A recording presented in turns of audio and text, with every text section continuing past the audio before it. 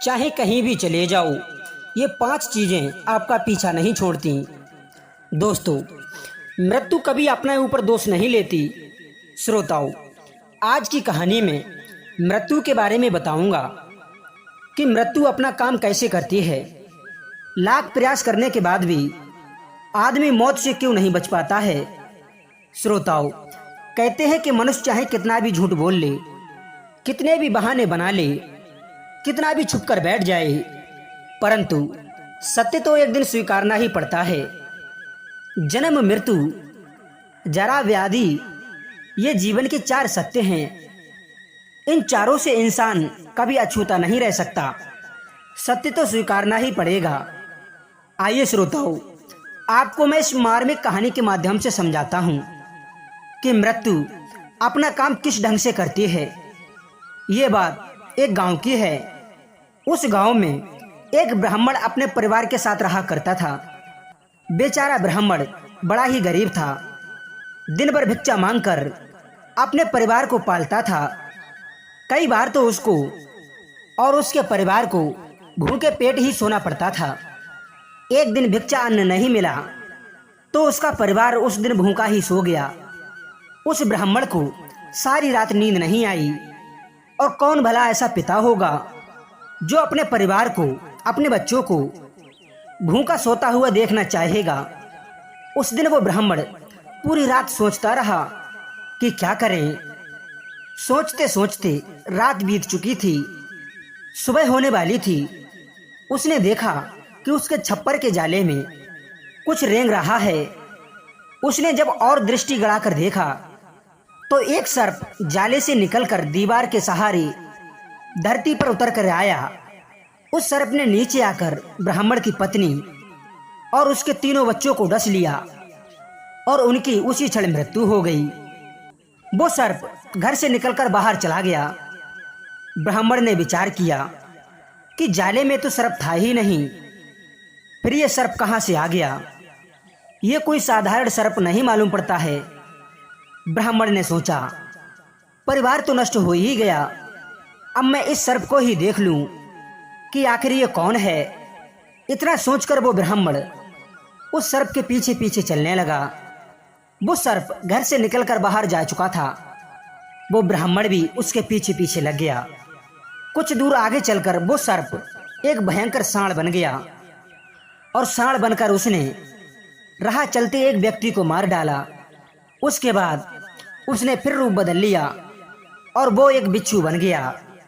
बिच्छू बनकर उसने एक गली में खेलते हुए एक बच्चे को मार डाला। बच्चे को मारकर उसने फिर रूप बदल लिया और वहां से चलकर एक दूसरे गांव में पहुंचा। वो गरीब ब्राह्मण भी उसका पीछा करता हुआ उसकी सारी करतूतों पर नजर बनाए हुए था। उसने इस बार एक मेढ़े का रूप बनाया और गली में खेलते हुए एक बालक को सींग मारकर मार डाला। बच्चे को मारकर वो मेढ़ा जंगल की ओर चला गया। वहां पर एक पानी का कुआं था। वहां पहुंचकर वो एक बहुत सुंदर स्त्री बन गया। उसी रास्ते से 2 सगे भाई गुजर रहे थे। दोनों नौजवान और सेना के जवान थे। वो छुट्टी लेकर अपने घर जा रहे थे। जब उन दोनों की नजर उस सुंदर स्त्री पर पड़ी तो दोनों के मन में उस सुंदर युवती को पाने की कामना जाग उठी। बड़े भाई ने कहा कि ये मेरी स्त्री बनेगी। छोटे ने कहा कि ये मेरी स्त्री बनेगी। उस स्त्री को लेकर वो दोनों आपस में लड़ने लगे।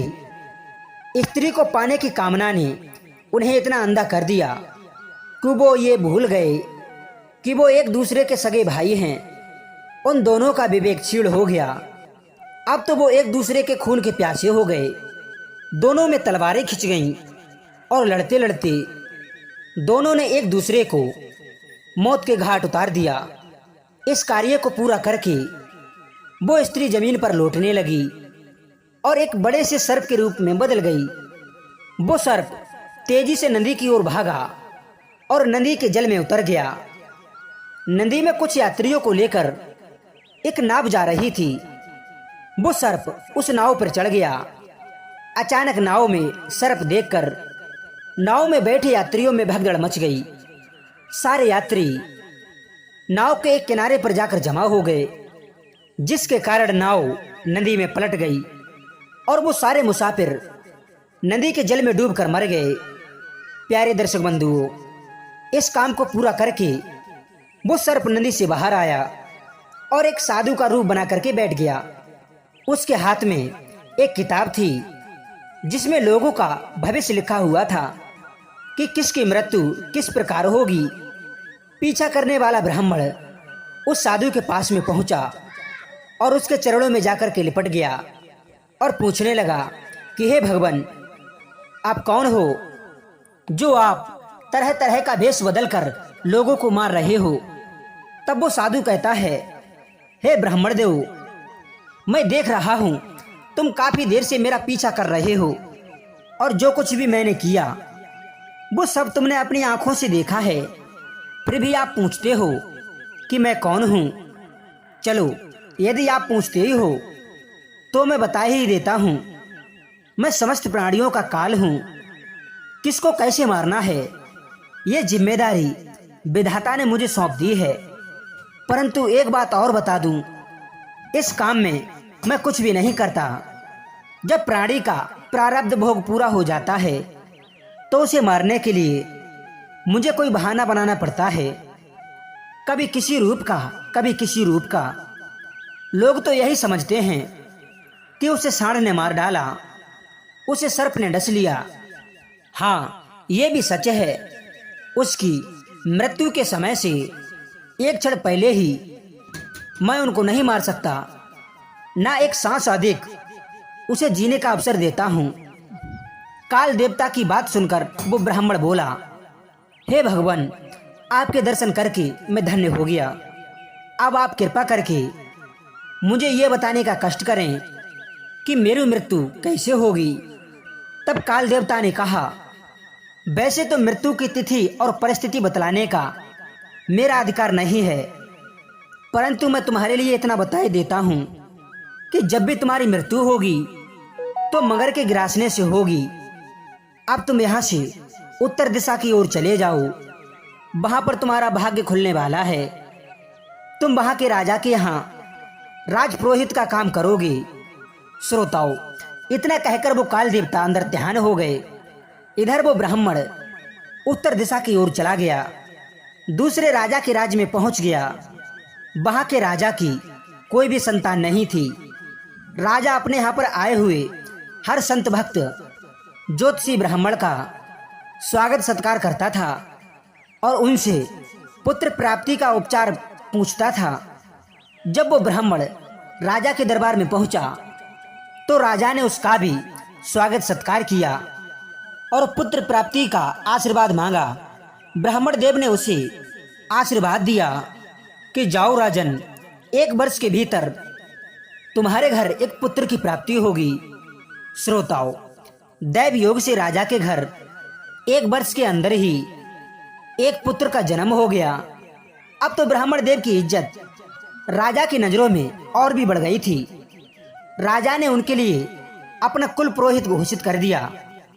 वो ब्राह्मण देव बड़े ही आनंद पूर्वक वहां पर रहने लगे। इधर धीरे धीरे वो राजकुमार बड़ा होने लगा। उसकी शिक्षा दीक्षा का काम भी राजा साहब ने पुरोहित जी को सौंप दिया। जब वो राजकुमार 12 वर्ष का हुआ तो उसका यज्ञोपवीत संस्कार कराना था। ब्राह्मण देव जानते थे कि उनकी मृत्यु मगर के गिरासने से होगी, इसलिए वो नदी, पोखर, तालाबों, समुद्र जल आदि से बहुत दूर रहते थे। पर यज्ञोपवीत संस्कार तो जल में ही खड़े होकर होना था। यह देखकर ब्राह्मण ने नदी के जल में घुसने से मना कर दिया और कहा कि महाराज, ये काम आप किसी दूसरे पंडित से करा लो। श्रोताओं, इधर वो राजकुमार हट पकड़ गया था कि मेरा यज्ञोपवीत संस्कार हमारे पुरोहित जी ही कराएंगे, नहीं तो मैं यज्ञोपवीत धारण नहीं करूंगा। राजकुमार की जिद देखकर राजा ने पुरोहित जी को एकांत में बुलाकर पूछा कि आप यज्ञोपवीत संस्कार क्यों नहीं कराना चाहते। तब ब्राह्मण ने राजा को सारी बात बताई कि उसकी मृत्यु मगर के गिरासने से होगी, इसलिए वो जल में नहीं घुसना चाहते हैं। तब राजा ने कहा कि हे महाराज, यदि ऐसी बात है तो तुम तनिक भी चिंता ना करो। मैं तुम्हारे चारों ओर तलवारों का घेरा बनाए देता हूँ, जिसमें मगर क्या मछली भी नहीं घुस पाएगी। तुम्हारे चारों तरफ सिपाहियों को खड़ा कर देता हूँ। राजा ने जब इतना कहा तो वो ब्राह्मण यज्ञोपवीत संस्कार कराने के लिए राजी हो गए। जब वो ब्राह्मण नदी में उतरा तो उसके चारों तरफ तलवारों का जाल बना दिया गया, जिसमें एक छोटा सा मेंढक भी अंदर नहीं जा सकता था। अब तो ब्राह्मण ने मंत्र पढ़ना आरंभ किया। उसी समय वो राजकुमार ही मगर के रूप में परिवर्तित हो गया और ब्राह्मण को पकड़कर नदी में खींच ले गया। इस प्रकार से श्रोताओं, उस ब्राह्मण की मृत्यु हो गई। सज्जनों, कहते हैं चाहे जितनी भी सावधानी बरत लो, परंतु समय आने पर व्यक्ति को मरना ही पड़ता है। जब से प्राणी पैदा होता है तब से मृत्यु हर क्षण उसके साथ घूमती है और समय आने पर वो उसे ग्रास लेती है। बहुत से ऐसे उदाहरण हैं जिन्होंने मृत्यु को जीतने में कोई कोर कसर नहीं छोड़ी, फिर भी मृत्यु से नहीं बच पाए। हिरण्यकश्यपु ने मृत्यु ना हो इसलिए कितनी चतुराई से वरदान मांगा था, फिर भी मौत ने रास्ता निकाल ही लिया। रावण ने भी अलौकिक वरदान मांगा था कि मनुष्य को छोड़कर कोई उसे मार ना पाए, क्योंकि उसको लगता था कि मनुष्य उसके सामने बहुत कमजोर है, वो भला उसे मार पाएगा। छोटे मोटे मनुष्य को वो मसल ही डालेगा। लेकिन प्यारे श्रोताओं, फिर भी उसे मौत ने धर दबोचा। चाहे कोई कितना भी शक्तिशाली हो, समय आने पर उसे मौत के मुंह में जाना ही पड़ता है। शरीर की मृत्यु का निर्णय उसके जन्म के साथ ही हो जाता है। कहते हैं कि ये 5 चीजें मनुष्य का कभी एक पल के लिए भी पीछा नहीं छोड़ती। नंबर 1, उसकी छाया। नंबर 2, हानि और लाभ। नंबर 3, सुख और दुख। नंबर 4, मृत्यु। और नंबर 5, शत्रु और मित्र। वो जहाँ भी जाता है उसे ये मिले ही जाते हैं, क्योंकि ये सब चीज़ें मनुष्य के साथ ही चलती रहती हैं। इसलिए इनको हर समय ध्यान में रखकर ही कार्य को करना चाहिए। खासकर मृत्यु को तो कभी भूलना ही नहीं चाहिए। जब मृत्यु आपको नहीं भूलती है तो आप उसे कैसे भूल जाते हैं? जो लोग मृत्यु को भूल जाते हैं वही लोग दुष्कर्म का मार्ग अपनाते हैं, और जो लोग मृत्यु को हर समय याद रखते हैं वो सतमार्ग पर चलते रहते हैं। मृत्यु का भय हमारे अंदर बना रहना चाहिए। वही व्यक्ति अपने को कुछ हद तक सावधान रखता है और बुरे कर्म करने से डरता रहता है। प्यारे श्रोताओं, मैं उम्मीद करता हूँ कि ये वीडियो आपको पसंद आया होगा। यदि वीडियो पसंद आया है तो कमेंट सेक्शन के माध्यम से अपनी राय अवश्य देना। हम आपको मिलते हैं नेक्स्ट वीडियो में नई ज्ञान चर्चा के साथ। सभी श्रोताओं को बहुत बहुत धन्यवाद। जय श्री कृष्ण। राधे राधे।